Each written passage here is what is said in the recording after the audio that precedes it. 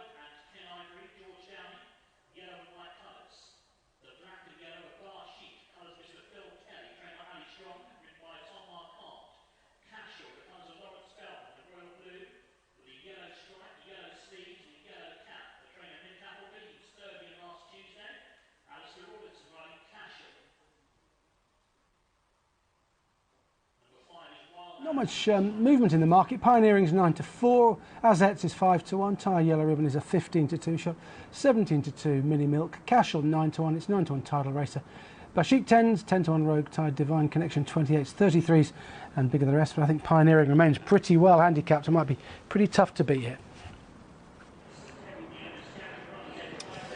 Well, it's only a couple of seasons ago he was rated in the 80s, wasn't he? He's found his way back to form over the course of the last year on the all-weather. You wouldn't have seen him so forward in his races previously, but since joining Gary Moore, who's managed to win twice from 9 starts with this horse Pioneering, and he's gone forward and he's shown plenty of enthusiasm. Can he do it down to a mile, Rachel? Yes.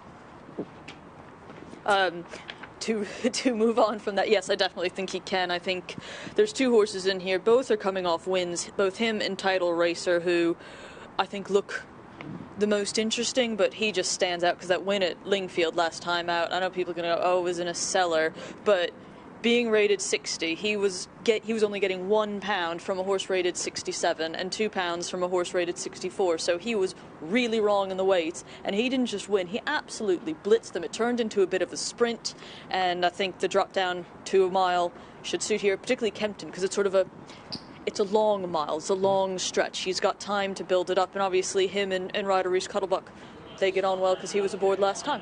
That's the only time he's ridden the horse as well, yeah, so he's 1 for 1, and he's making an impression, I think, so far. Like the look of Reese, £7 claimer. And in his former life with Roger Fell, he was a kind of soft ground miler, wasn't he, Pioneering, and now he's translating it to synthetic surfaces. I think the feeling must be from the market that Pioneering makes the running from 7, and Assets from 4 tucks in back at a track he's run well at before.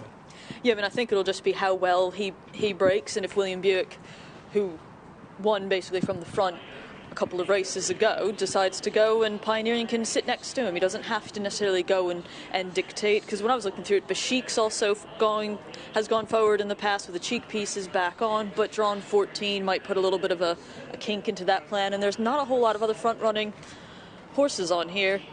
But I mean, Pioneering should go forward. I mean, it should be interesting how some of the hold-up horses like Missu Pete and potentially Cash will handle this, because this might not be a particularly quick run mile. Angus says Pioneering's still well handicapped. Ty Yellow Ribbon is as well, having placed numerous times, almost a 50% strike rate, isn't it, for her? She's now with Terry Kent.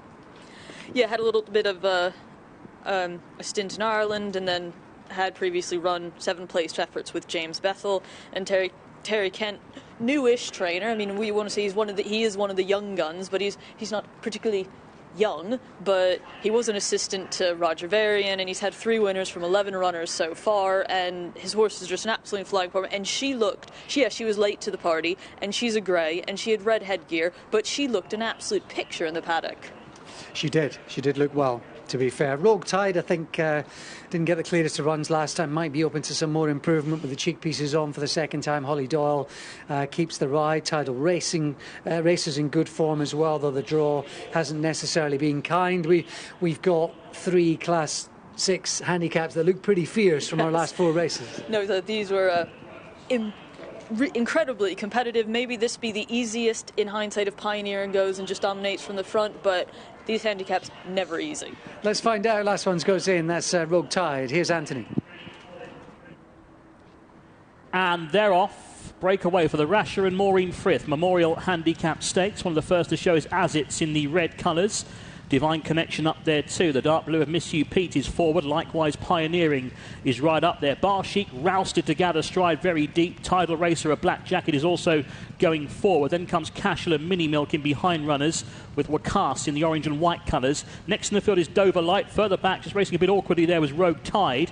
He's now 1 from last. The back marker is the grey Tyre Yellow Ribbon. And 2 from the back is Wild Animals. They race down the back straight. Miss You Pete's in front narrowly to Bar Chic in second place. Racing in third, the market leader Pioneering on the inside, the orange cap. Out a bit wider is Tidal Racer.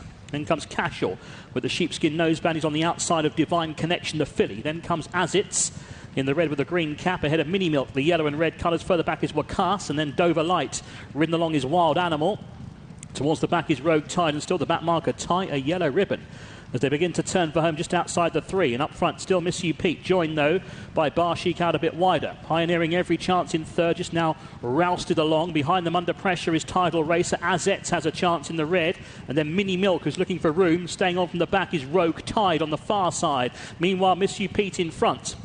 Here's Pioneering towards the far side. Mini Milk has burst through there to hit the front now for Martin Dwyer. Mini Milk going on to Azits on the outside. Pioneering 1 paced. It's all Mini Milk entering the final furlong, out clear by a couple of lengths. And Mini Milk is in no danger here for Brian Meehan and Martin Dwyer. First run for the new connections. Mini Milk goes on to win well. Second, good late work from Rogue Tide. Quite close for third, involving Pioneering and Azits. And they were clear of Tyre Yellow Ribbon, who was never nearer than at the finish. How about that?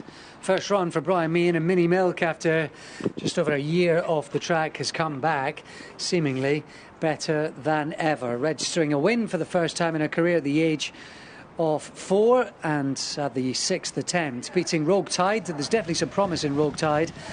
Tight for third, Pioneering Azets involved in that.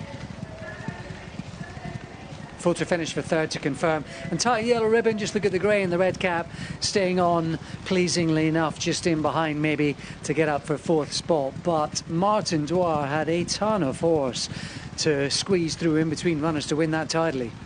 Yeah, I mean, obviously Brian Meehan got her really fit off the break. It was the first run for the yard. It previously had 5 runs with Jonathan Portman, but fitness wasn't an issue, and I think more important, the drop back to a mile definitely suited her. She'd been contesting 10 and 12 furlong races in her previous career starts. Interesting right from the gate, Miss You Pete, who doesn't normally like to go forward. In this rendition of his career, he was held up last time. That didn't work, albeit when he won last time here at Kempton back in March, he made all the running. So Isabel France is trying to do the same thing as that. And Bashik, who's another front runner, go around the outside.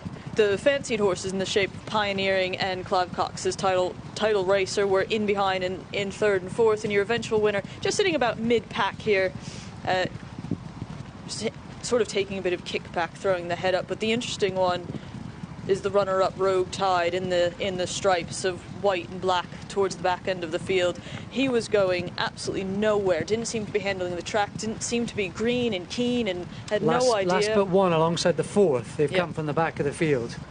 Then again, the winner came from the middle of the pack, so you know, it'll. This is a race that we can say potentially